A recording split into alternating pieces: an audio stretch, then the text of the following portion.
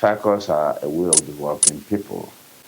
So anyone who is not a member of SACCO should, be eager to join.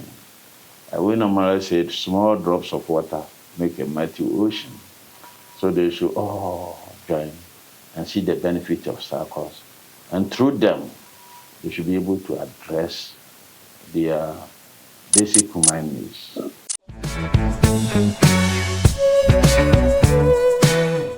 Welcome to today's SACCO Voice. Today we are going continental in Africa and we are in Ghana talking to Mr. Emmanuel Darko.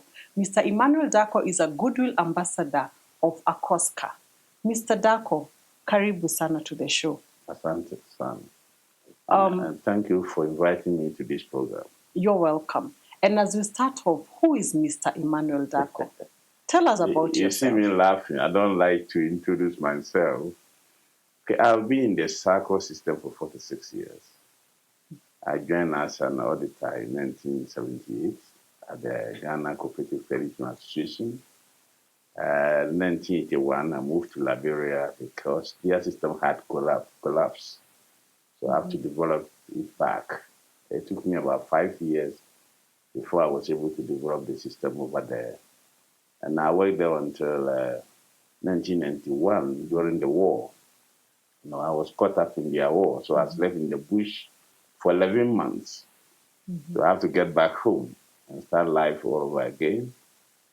And luckily, I was also engaged by ACCOSCA in 1991 to 96. So I was in Nairobi here, working throughout all the African countries. I was the technical service officer for Africa by then. Then I was engaged by the Canadian Cooperative Association, also to go back home to revive the credit unions in Ghana. So I went back and I worked there as a management advisor for 6 years, and I became the CEO of Ghana for another 12 years. Yeah. Now I'm on retirement, yes, but still giving support services through ACCOSCA to most of the countries in Africa.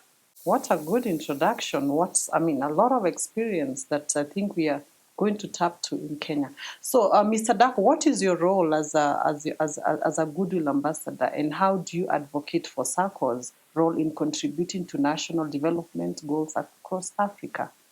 In your role, especially as a goodwill ambassador of ACCOSCA.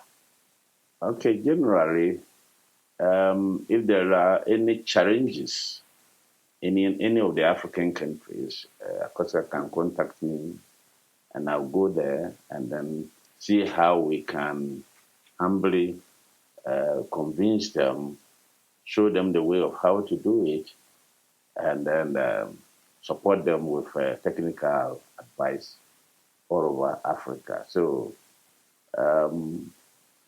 most of the apexes in Africa, I help to develop them, like Liberia, Sierra Leone, Gambia, for even Swaziland, I helped them, that's the Swatini.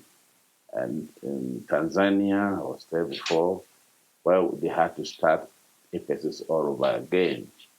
So my services have been more of technical advice because I've been in the system for a long time, and I've seen all types of apexes and why they had failed over the years, and they are still reviving.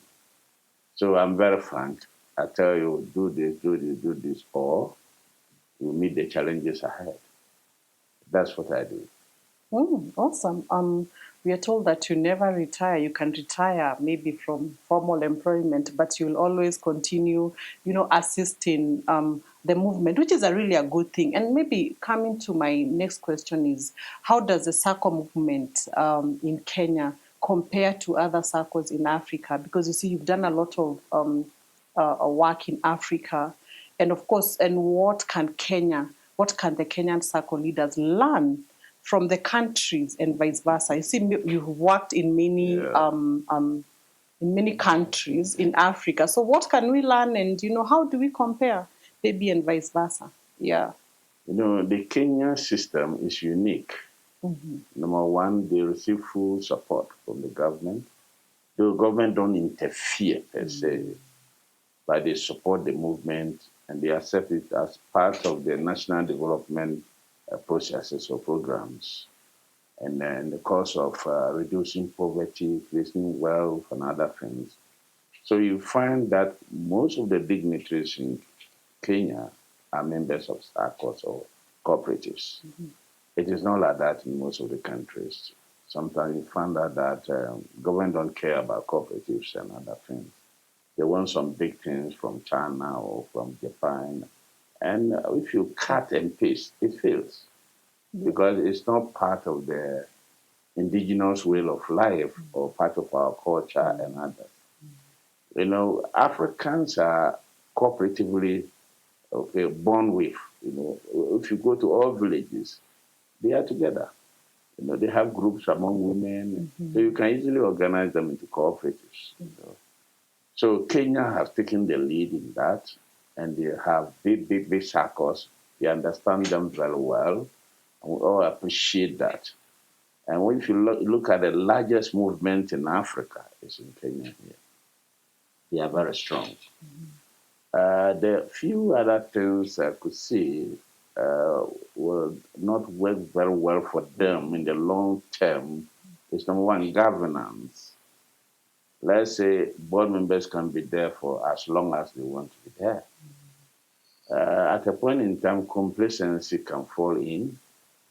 That if you are not careful as a chairman, if you get used to your CEO for so many years, so even if you were in a car and bring you check to sign, because you trust the person, you will sign.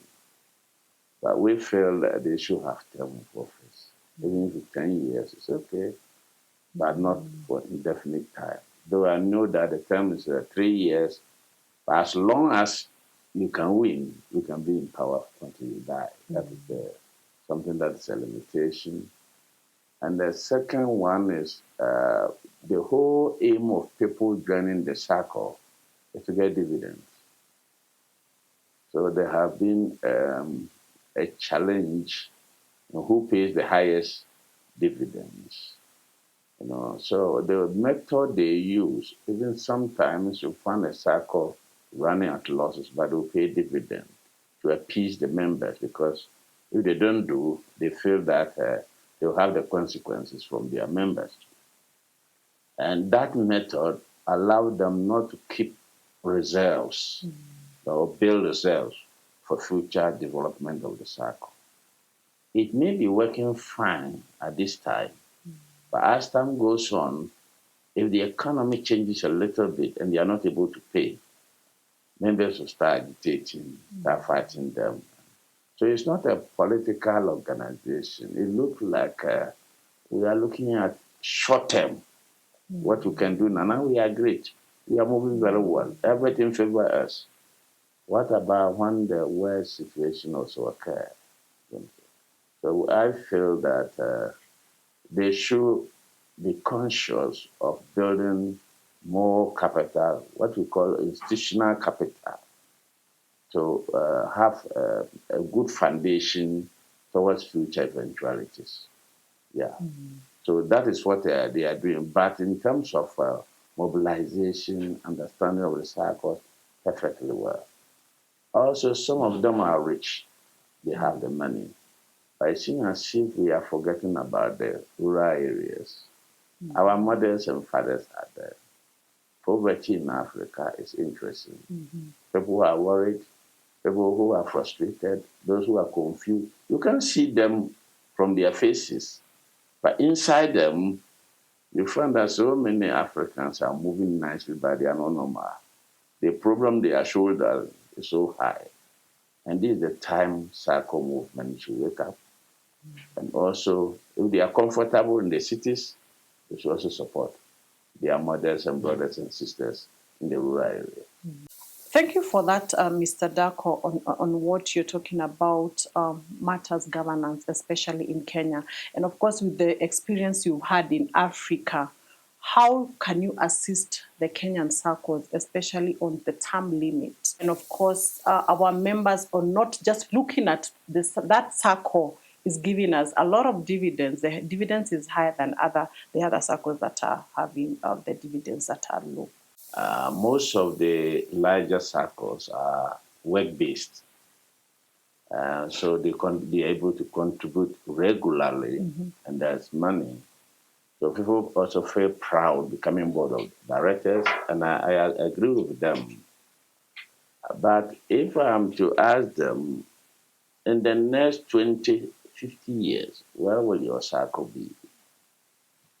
And what will make you feel proud, more proud than what you are now? For example, I will judge the success of SACCO apart from the financial, what we call financial position. I'll ask you, how many people build houses? How many educated their children? I'm looking at using the SACCO to change lives of humanity. You understand? The services we are providing, to what extent has it impacted on humanity? So we know Africa, when the loans exist, loan facility, people take loans anyhow, and it's at the time of retirement before you get to know that all the loans the person took did not do anything, didn't benefit him or her. So normally, if the SACCOs could track the impact of their services on humanity and feel proud that, oh, I've made so many people to build their houses, many people have educated through our SACCO. If they can keep that record, you can use it to communicate with government and everywhere the impact of your services. Not that we give loans to the tune of 2 billion. Our saving has increased to 2. No. The essence of SACCO is to let their services impact on humanity. I can say through my SACCO, I built my house. Through my SACCO, I educated all my children. Sometimes you can have complicated medical problem, and the SACCO can, give you money to pay all your bills, and later you pay it back. And if we are looking at this, then the importance of Raffison should let starting SACCOs in Germany, going to foreign in America and others, then we are fulfilling the purpose of which SACCOs were built. It came into existence purposely to reduce poverty, to create wealth, to make people feel proud that they are also human beings. It bridges the gap between the rich and the poor. You understand? That is the essence of SACCO. And to human beings also, the essence of money, is to be able to show what money has done for you. So if you are taking loan from SACCO and you are mismanaging and getting to 60, you can't show anything that money has done for you. Money becomes a useless commodity. You understand? So with the membership education, how you can educate members, change their mindset to believe themselves that they have the capacity and capability to change their lives. Because nobody can do more for you than what you can do for yourself. You understand? So this education, when it goes very well, get them very well, they will start changing, no matter the level of their income. They will do something that after 60, they will look at it and appreciate that at least God has done something for them. Awesome. I think that's what we should actually be doing as SACCOs, changing lives. When we look at somebody who maybe took a loan and took the children paid fees up to university level, then we are proud and we'll see that the SACCO movement is actually changing lives, because that is why even they are there. Maybe apart from the technological advancements that are there, what other strategies are SACCOs employing to remain sustainable in the face of this challenging, the changing financial landscape in Africa? I can tell you, I've seen so many APSs who are very strong in the 70s, 80s, and now they are nowhere. Our short-term plans means nothing. So today you find switching to Kenya is on top. But for the next 30 years, they are no longer. Why? Because they are not looking at sustainability for next 30, 40, 50 years. Every time I tell people that if we want to help the poor, build the poor, make the poor very strong, raise their living status, never be one of them.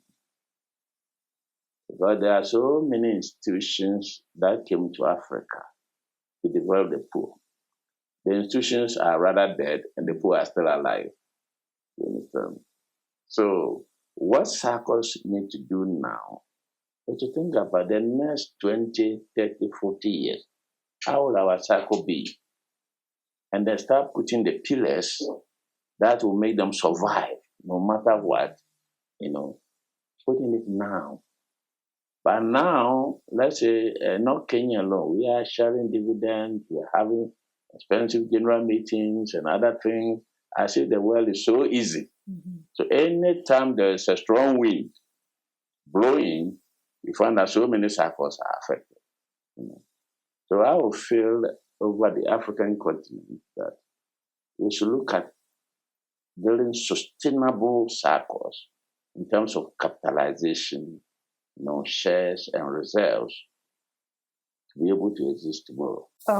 And maybe it's just maybe a continuing of where do you see the most significant opportunities for SACCOs to expand, their role in improving livelihoods. Particularly, I'm looking at the remote and the disadvantaged areas. Those rural areas, they're very disadvantaged. How do we expand?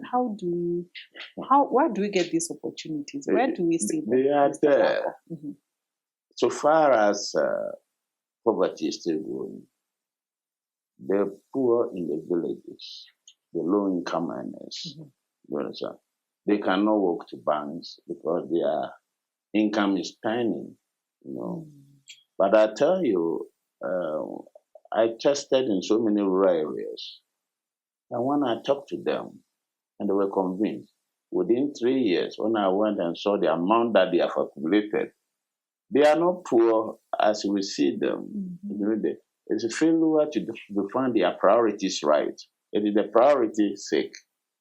For example, I went to a country and the women work from 7 a.m. to 7 p.m. The men don't do anything. But when the women have a male child and they are doing circumcision ceremony, all the monies that the woman has worked for over 7 years is used for the ceremony. Then they start all over again. How will you change this mind of the woman to think about building an affordable home, educating their children? You understand? Mm-hmm. That is not there. They spend all their money.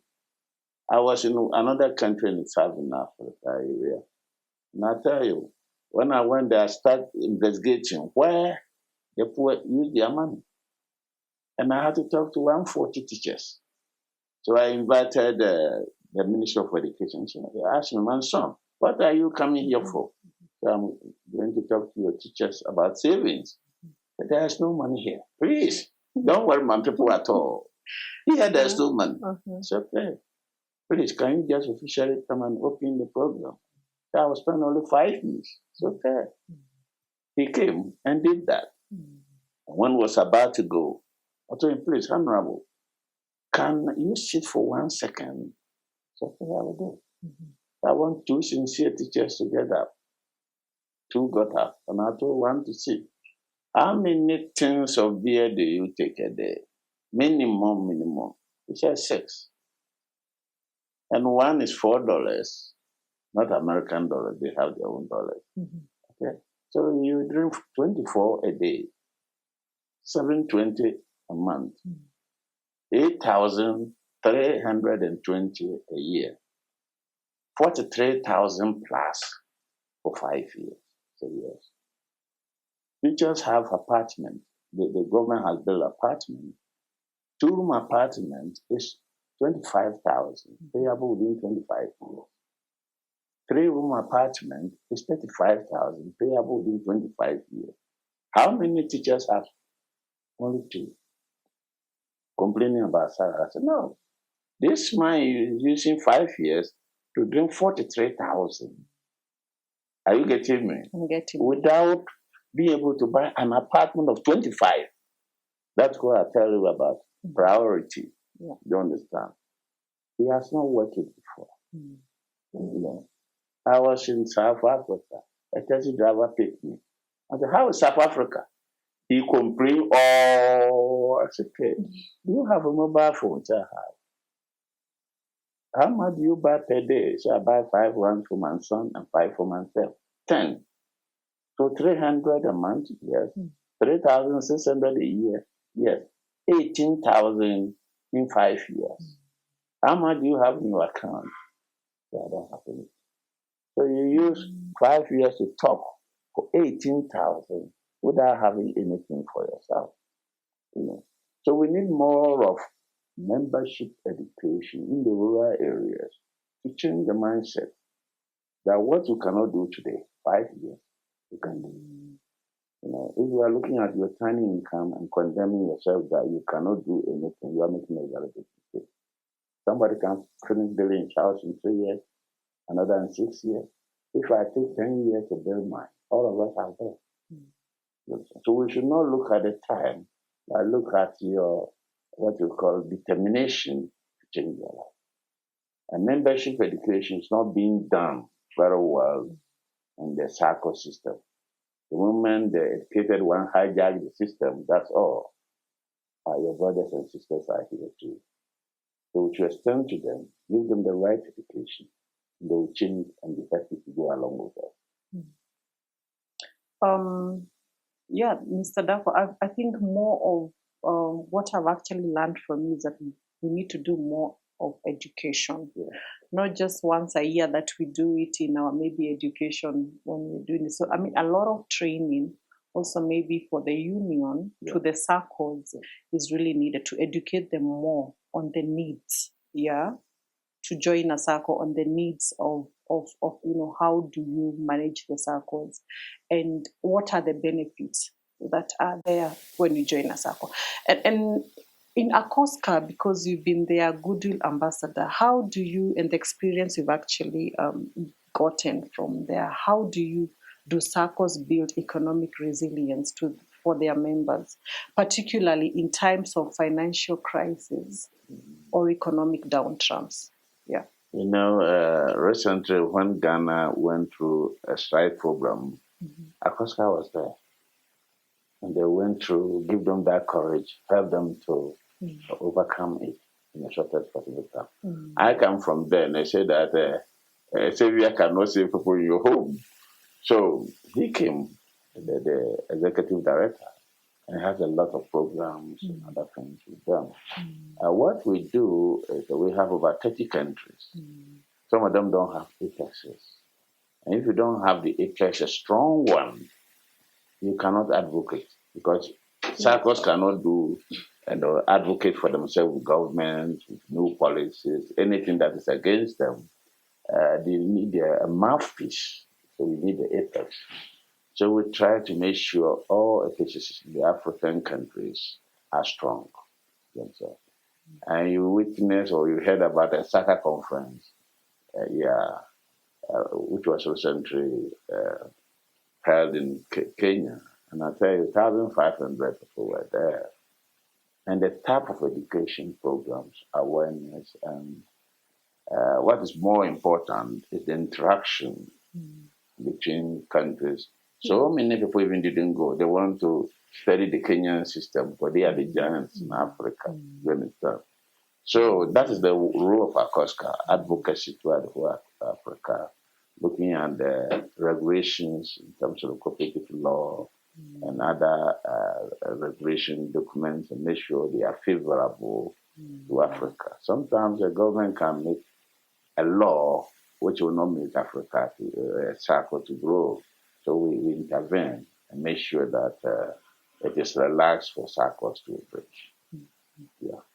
Yeah, so Mr. Darko, what you're saying is that the apex bodies should really be strengthened. That's right. Because they are the core to actually assist the SACCOs.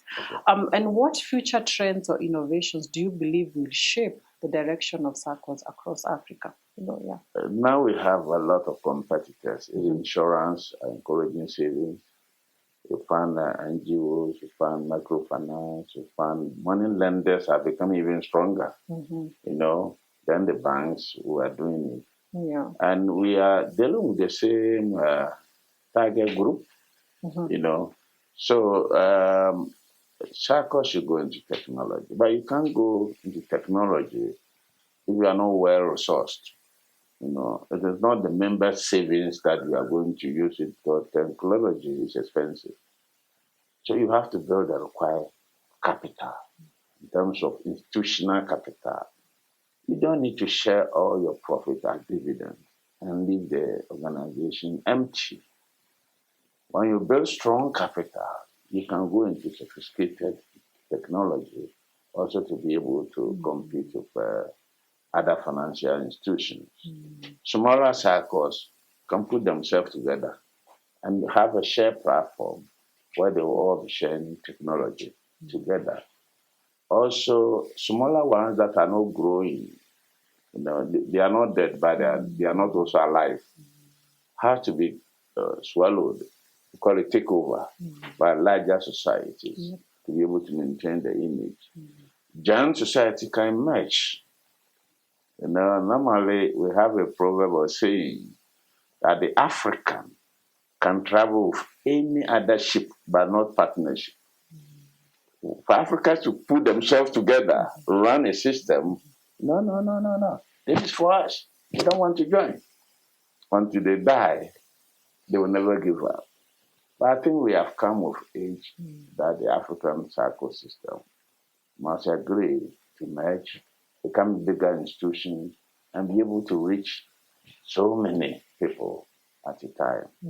And that is what I will recommend that we should look at. Mergers, takeover, technology, you understand?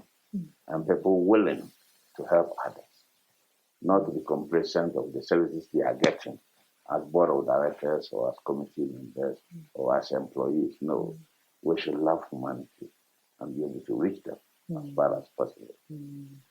Great. That is knowledge and wisdom, and we are really learning a lot today from Mr. Darko on mergers, on not just only ourselves, just looking at ourselves that we just want to be the only ones, especially in the SACCOs. Maybe the SACCOs are small, they can merge with the others to be able to, and it's just for the benefit of the members. Mr. Darko, you are actively involved in the KUSCCO recovery journey, which I'm sure you're really passionate about. What assurance would you give to the SACCO movement in Kenya? And they're looking at it, so what would you give them? I see people panicking, and it's not a big issue. The issue is that I have to believe that you can afford 10 times, so you have to get up 10 times. That makes you a human being with faith, you understand, courage. So African, when they have a small problem, they magnify it and then try to confuse themselves. This is not. Every organization has gone through certain problems before. Otherwise, we would not have even a way of building systems, strong ones, that will prevent them from going into settings again. So when I look at KUSCCO, I've gone through all the operations, and I was telling the current acting CEO, but you think the problem is big. What has made it big is that some SACCO feel KUSCCO is far away from them. So they see KUSCCO as a different body. But what they have to understand is that KUSCCO does not belong to employees working here. KUSCCO is their own apex, Nigeria is not here. You can't find their name anywhere. They have strong, about 30,000 SACCOs in Nigeria. Because they don't have apex, they are not internationally known. You understand? So I would say that the apex make the SACCO system to be known globally, not even in Africa. alone. So the challenges that has confronted them is a lesson to SACCOs and others. And we learn from hard lessons, difficult situations, and we'll have to be much stronger. So all what I'm saying is that the SACCOs, especially larger ones, all should put themselves together, build their system up, put what you call structures together, internal controls, and make sure they don't fall into what they are seeing today any longer. But to desert them and so I don't care. But one day you will care. Because if you cut the head of a snake, the rest is a rope. The rest have no power any longer. So you cannot run institution without a very strong apex. And the apex is our mother.